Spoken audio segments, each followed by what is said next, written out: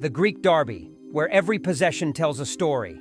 But this one had everything. Defensive masterclass, tactical adjustments, and a French star stealing the show in OAKA. Let's break down how Olympiacos turned off ball game into art, and why Fournier's clutch gene proved too much for the defending champs to handle.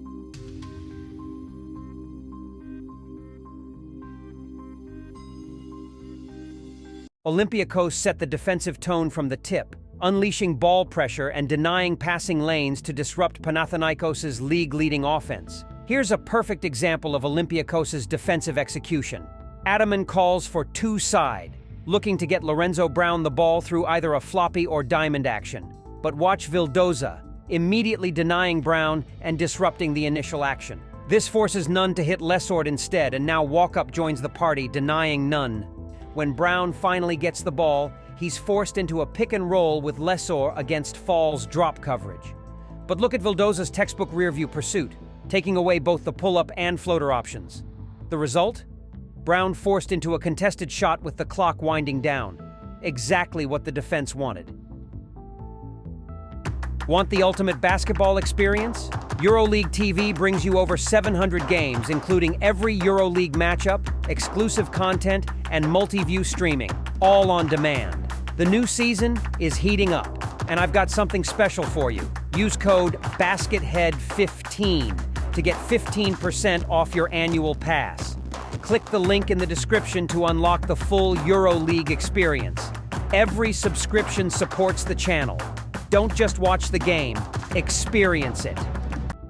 Bartzokas matched PAOK's personnel by rolling out a three-guard lineup: Walkup, Vildoza, and Fournier, a look we haven't seen since Game 2 against Zalgiris.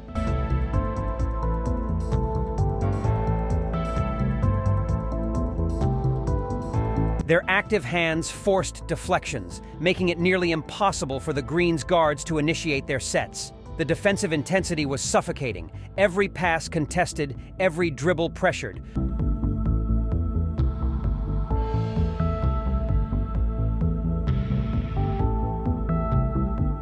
For a team leading the EuroLeague in offensive rating, Panathinaikos suddenly found themselves limited to transition opportunities and early offense, taking advantage before Olympiacos could set their half-court defense.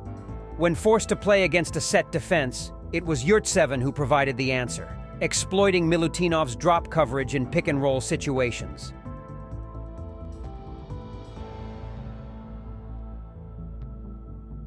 Milutinov absolutely dominated the offensive glass, pulling down 6 boards and giving Olympiacos crucial second-chance opportunities. Ataman had no answer for his relentless work on the boards.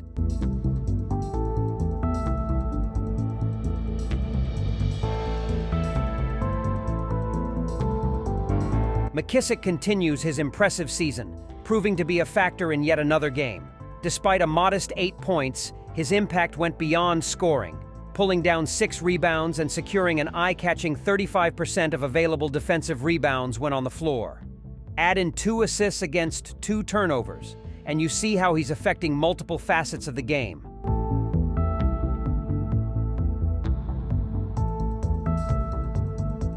Let's break down Olympiacos' defensive scheme that set the tone early. They deployed a calculated drop coverage with their bigs sagging back to protect the paint. But watch the guard defenders. Textbook rear-view pursuit on ball handlers, taking away any breathing room for pull-up jumpers or floaters in the mid-range area.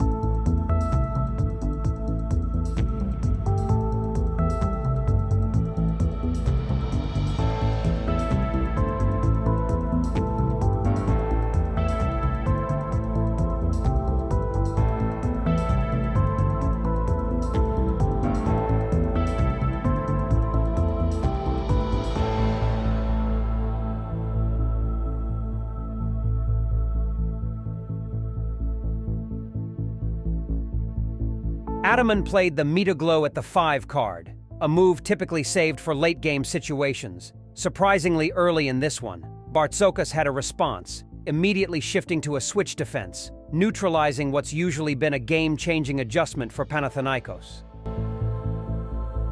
Olympiacos' defensive discipline showed in their post-denial. Even after switches created mismatches, their guards did excellent work fronting the post, preventing entry passes to the low block. With Goss and Mckissic's size and athleticism on the perimeter, Olympiacos had even more defensive options against post entries. Their length made those interior feeds nearly impossible, fronting the post effectively and preventing the Greens from exploiting any mismatches down low. This aggressive denial took away what should have been an advantage for the Greens. They simply couldn't exploit the size advantages created by switches because they couldn't get the ball inside.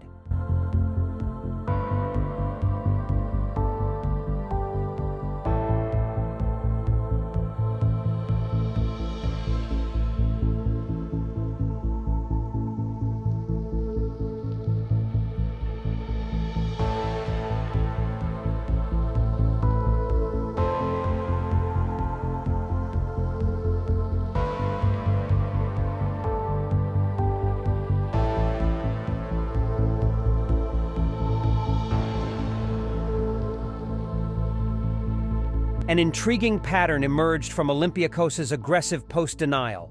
It opened up opportunities beyond the arc, specifically from the right slot. The Greens capitalized on this 4 times from the exact same spot. Grant, in particular, recognized this vulnerability, attacking the gap and drawing help before kicking out to the slot for clean looks. Whether this was a designed counter to the post-denial or Grant's individual reads making the defense pay, it became a consistent source of offense. When Panathinaikos did manage to feed the ball inside, Olympiacos was ready with well-timed weak side help, swarming Lesort before he could get comfortable.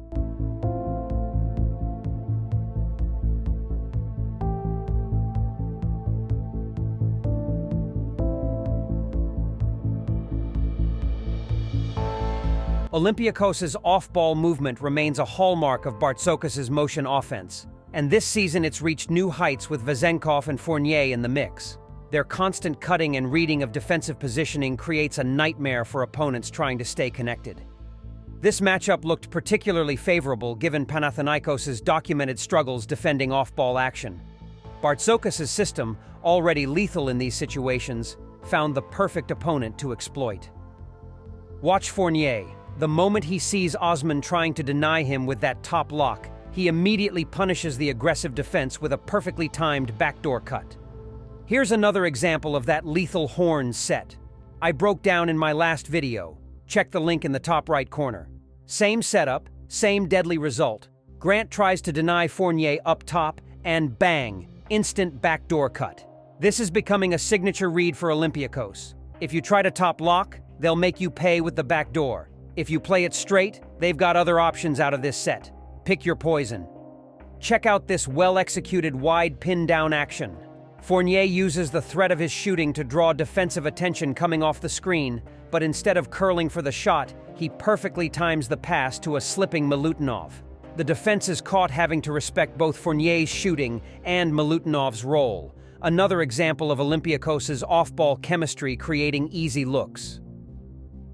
Let me break down this absolutely brilliant sequence. It starts with walk-up posting up Slukas, a setup that triggers their middle stagger action. What follows is basketball artistry at its finest. First look, Vezenkov goes around the stagger, reads Lesort's positioning, and cuts accordingly. Easy bucket.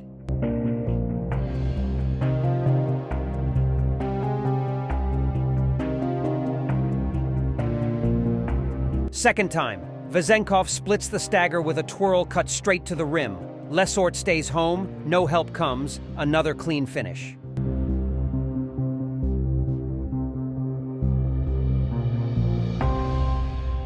Third variation. The Greens try switching to stop Vezenkov's cuts, but Bartzokas is one step ahead. Now it's Fournier using the second screen to get free. Same result.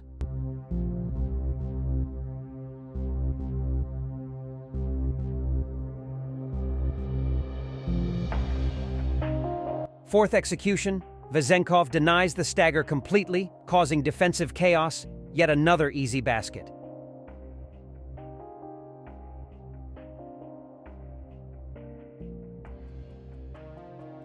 The Greens switch to stop Vezenkov's cuts, and Fournier curls off the second screen. But watch Brown here. Recovers to contest and force the miss, finally getting a stop against this action. Fournier proved to be the difference maker in this derby, and not just with his impressive stat line. When it mattered most, with Panathinaikos taking the lead and momentum shifting, he stepped up with 2 clutch buckets that silenced OAKA. The French guard showed exactly why Olympiacos brought him in, displaying veteran poise to help secure a crucial road win against the defending champs. His final line tells only part of the story. 22 points on efficient shooting, 5 out of 10 from 2, 4 out of 6 from 3, 4 assists, and 2 steals. But it was the timing of those baskets, especially those 2 crucial shots when the Greens threatened to take control, that truly defined his performance. 3 minutes to play. The cauldron of whistles and blows raining from long range.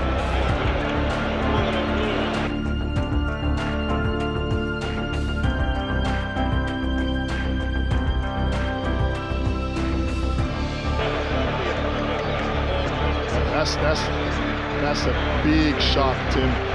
Less than 2.5 to play. Walker, Vezenkov to Fournier in the corner. Had to reel it in, but then he put it in. Making huge offensive plays and giving the ball to Fournier tonight.